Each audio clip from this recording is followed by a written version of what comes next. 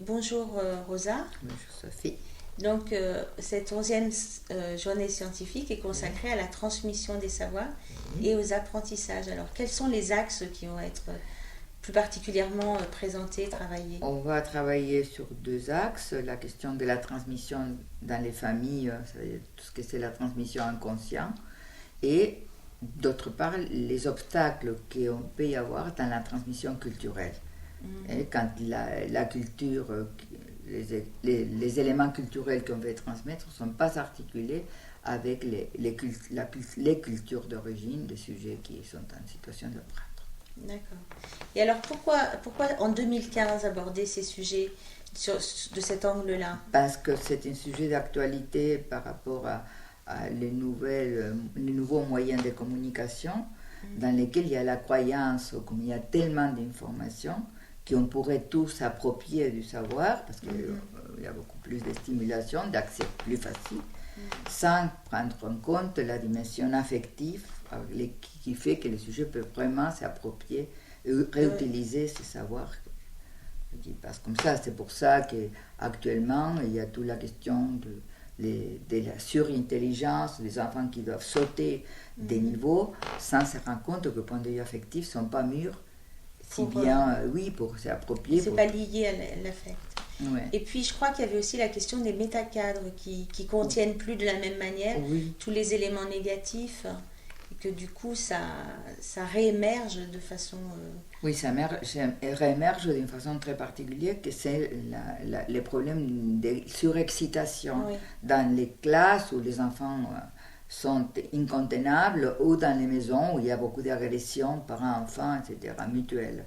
Ça fait que là, on doit repenser les contenants, toute la contenance de cette excitation, comment on fait pour cadrer d'une façon ferme et solide, sans, pour ça, être rigide dans la façon de faire, parce qu'il faudra chercher la voie pour pouvoir... contenir tout ça. Il faut beaucoup penser les dispositifs de travail dans les institutions pour pouvoir contenir et comprendre aussi, aider les familles à pouvoir accompagner les parents et les enfants à se calmer. D'accord, ok. Alors ce qui va y avoir dans ces journées scientifiques, ça va être donc sur la transmission des savoirs et les apprentissages, sur les obstacles qui sont rencontrés, à la fois dans les familles, à l'école, dans le milieu social, culturel, dans les groupes, dans les institutions. Et alors, quels vont être les invités de ces journées scientifiques pour venir nous parler de tout ça? Oui, on a des invités nationaux et internationaux. Et alors, dans ces journées scientifiques, il y a une nouveauté, je crois, cette année. Il y aura des symposiums qui vont être organisés. Peut-être que vous pouvez nous en dire 2 mots sur l'organisation de ces symposiums. Oui, parce que l'évaluation de l'année dernière nous a conduit à donner plus de temps à la clinique. Et ça fait qu'on va faire 4 symposiums avec 2 petits groupes sur 4 thèmes cliniques qui sont la famille, autour de la famille, autour du groupe, autour du couple et autour de la formation. Et dans ces contextes-là, on va introduire des méthodes qui s'appliquent surtout en Argentine et en Amérique latine, et pour travailler la clinique. Ça fait où tous les groupes participent, où il y a des spécialistes qui vont associer, mais aussi des collègues qui vont nous présenter la clinique, des sciences, aussi des situations cliniques concrètes, des sciences, etc.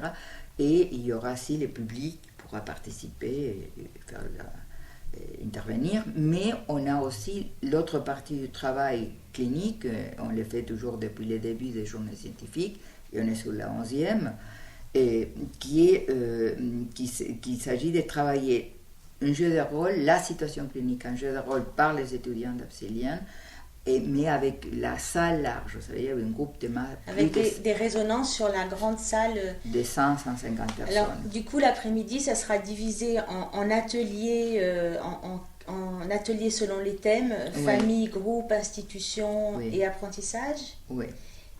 Donc des petits groupes où les gens s'inscriront dans ces symposiums où seront travaillés la clinique en direct. En et l'après-midi, plutôt en grand groupe, une association, une résonance de la salle Ce sera la deuxième partie de l'après-midi. Il y a deux parties de l'après-midi, le symposium et la résonance en grand groupe. Mais à la fin aussi, il y a une grande nouveauté aussi, que c'est que les collègues, c'est la deuxième fois que les collègues de la Roumanie vont prendre en charge la partie culturelle qu'on fait toujours, qui ferme toujours nos journées, à partir des contes roumains, justement, pour étudier un peu la question de la médiation et la transmission à partir du conte. D'accord. Donc on termine avec une petite note culturelle. Ouais. Voilà. Donc un intermède culturel. Merci.